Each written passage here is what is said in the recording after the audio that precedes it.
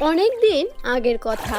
পল্লী গ্রামের এক কোণে রূপা নামের এক কিশোরী তার মায়ের সাথে বসবাস করত।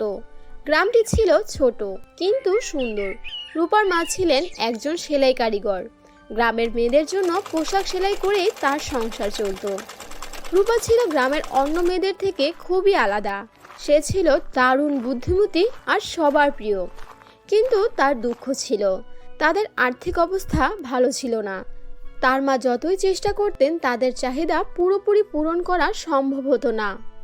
একদিন গ্রামে ঘোষণা এলো যে পরের সপ্তাহে বার্ষিক মেলা হবে। এই মেলা ছিল গ্রামের সবচেয়ে বড় উৎসব। সবাই মেলায় নতুন পোশাক পরে আসতো, মজার খাবার খেত আর নাচ গানে মেতে উঠত। রূপারও খুব ইচ্ছে ছিল মেলায় যাবে, কিন্তু তার চিন্তা ছিল একটাই, সে কি পোশাক পরবে। তার পুরনো লেহেঙ্গা দেখে সে মন খারাপ করে বলল, হ্যালো বন্ধুরা, গল্পটি দেখার আগে তোমার নামটা কি সেটা কমেন্টে লিখে জানাও। আর হ্যাঁ, চ্যানেলটিকে সাবস্ক্রাইব করে দিও। মা, সবাই নতুন নতুন পোশাক পরে মেলায় যাবে, আমি কি পরব? এই পুরনো লেহেঙ্গা নিয়ে তো কেউ আমার দিকে তাকাবেও না মা। আমি যদি এটা পরে সেখানে যাই, আমার খুব লজ্জা করবে মা।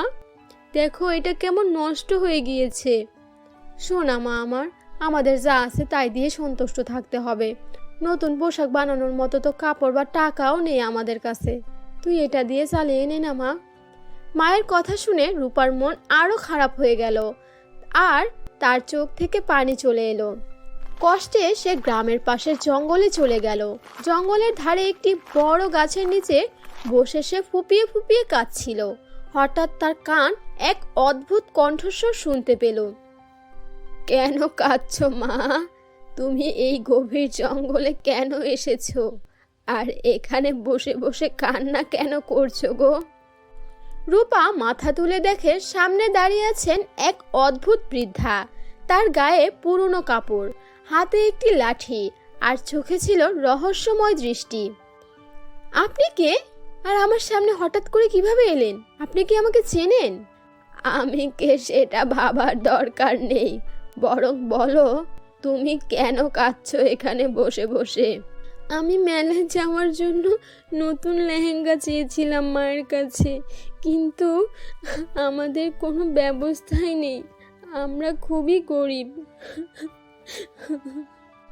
বৃদ্ধা রূপার কথা শুনে হাসতে লাগলো।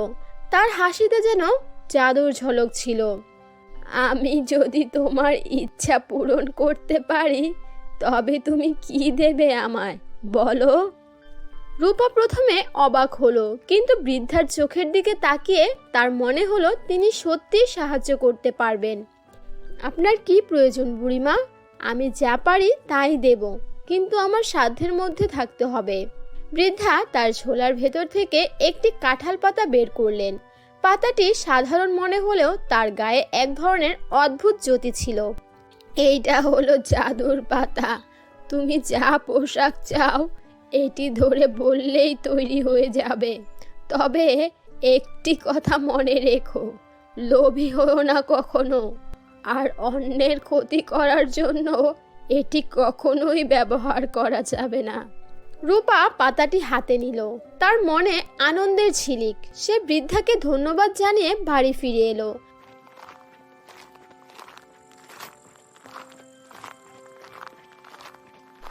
বাড়ি ফিরে রূপা তার মাকে সব ঘটনা খুলে বলল। মা প্রথমে বিশ্বাস করতে পারলেন না। তিনি বললেন, এ ধরনের জিনিস বাস্তবে হয় না রে রূপা, তুই এগুলো নিয়ে সময় নষ্ট করিস না।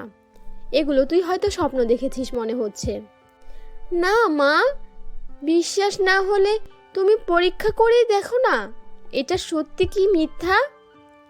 আচ্ছা, তাহলে এক কাজ কর, বলতো সোনালি জরির একটা লেহেঙ্গা বানিয়ে দিতে। এই জাদুর পাতা, তুমি আমাকে সোনা আর রূপার জরির লেহেঙ্গা তৈরি করে দাও।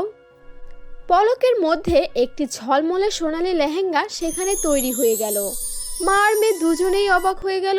মা আনন্দের সাথে বলতে লাগলো, কি রে রূপা, এটা তো সত্যি জাদুর পাতা। আমি তো এখনো বিশ্বাস করতে পারছি না। মেলার দিন রূপা সেই ঝলমলে লেহেঙ্গা পরে মেলায় গেল। সবাই তার দিকে তাকিয়ে থাকলো। তার পোশাক দেখে সবাই অবাক। তার সৌন্দর্যে মুগ্ধ হয়ে গ্রামের মেয়েরা বলল, রূপা, কি সুন্দর পোশাক বানিয়েছো তুমি। হ্যাঁ হ্যাঁ, ওর মতো পোশাক তো আমরা কল্পনাতেও দেখিনি। এত সুন্দর পোশাকও পেল কোথায়? এমনকি রানীও মেলায় এসে রূপাকে দেখে অভিভূত হলেন। রানী তার কাছে এসে বললেন, এত সুন্দর পোশাক তুমি কোথা থেকে পেলে মেয়ে? আমার মা বানিয়ে দিয়েছে আমাকে। তাহলে তোমার মাকে রাজপ্রাসাদে আসতে বলো, আমি তার কাজ দেখতে চাই। রূপার সৌন্দর্য দেখে গ্রামের কিছু মেয়ের মধ্যে ঈর্ষা জমে উঠল। তারা ভাবলো রূপার কাছে নিশ্চয়ই কিছু গোপন রহস্য আছে। এক রাতে রূপা যখন ঘুমাচ্ছিল, মেয়েগুলো চুপি চুপি এসে পাতাটি চুরি করে নিয়ে গেল। তারা নিজেরা নতুন পোশাক বানানোর চেষ্টা করলো। এই পাতার লেহেঙ্গা, আমার জন্য লাল জরির লেহেঙ্গা বানিয়ে দাও তো। কিন্তু পাতাটি তাদের হাতে কোনো কাজ করলো না। রূপা পাতাটি হারিয়ে কাঁদতে কাঁদতে জঙ্গলে চলে গেল। তার কান্না শুনে বৃদ্ধা আবার হাজির হলেন। আমি তোমাকে বলেছিলাম পাতাটি সাবধানে রাখতে, কিন্তু তুমি আমার কথা শোনোনি। এই কারণেই এই অঘটনটা ঘটেছে। আমাকে ক্ষমা করুন বুড়িমা, আমি আর কখনো অসতর্ক হব না। একটি শর্তে আমি পাতাটি ফিরিয়ে দেব, যদি প্রতিজ্ঞা করো এটি দিয়ে শুধুমাত্র ভালো কাজেই ব্যবহার করবে, তাহলেই আমি তোমাকে সেই পাতাটি ফিরিয়ে দিতে পারবো। রূপা প্রতিজ্ঞা করলো। বৃদ্ধা তাকে পাতাটি ফিরিয়ে দিয়ে বললেন, এবার থেকে এটি দিয়ে দারিদ্রদের সাহায্য করবে, আর কখনো অসৎ চিন্তা মনে আনবে না, তাহলে কিন্তু এই পাতার জাদু শক্তি সব নষ্ট হয়ে যাবে। রূপা এবার পাতাটি দিয়ে গ্রামের গরিব মেয়েদের জন্য সুন্দর সুন্দর পোশাক বানাতে শুরু করলো। মেলা শেষ হওয়ার আগেই সে সবার জন্য নতুন পোশাক তৈরি করে দিল। রানী জানতে পারলেন রূপা গরিবদের সাহায্য করছে। তিনি তাকে রাজপ্রাসাদে ডেকে বললেন, তোমার কাজ আমাকে মুগ্ধ করেছে, আমি তোমাকে পুরস্কৃত করতে চাই, তুমি সেটার হকদার। রানী রূপাকে অনেক সোনা রূপার গয়না আর উপহার দিলেন। রূপা তার সততা আর সাহায্যের মাধ্যমে পুরো গ্রামের ভালোবাসা অর্জন করলো। সোনা মা, তোর জন্য আমি গর্বিত। তুই সত্যি গ্রামের মানুষদের জন্য খুবই ভালো কাজ করেছিস। তোর মতো মেয়ে পেয়ে তো আমি ধন্য। এরকম জাদু পেয়ে তো যে কেউ অন্যায় কাজ করতে পারে, কিন্তু তুই সব সময় সৎ থেকেছিস। তুই আমার লক্ষ্মী মা। এ কথা শুনে রূপা অনেক বেশি খুশি হয়ে যায়। তারপর থেকে তারা মা মেয়ে সেই জাদুর পাতার সাহায্যে সুখে শান্তিতে তাদের বাকিটা জীবন কাটাতে থাকে। তোমরা কি মনে করো রূপা সবার জন্য ভালো কাজ করে ঠিক করেছে? কমেন্টে উত্তর দাও। আর হ্যাঁ, চ্যানেলটি সাবস্ক্রাইব করতে ভুলো না কিন্তু। আল্লাহ হাফেজ।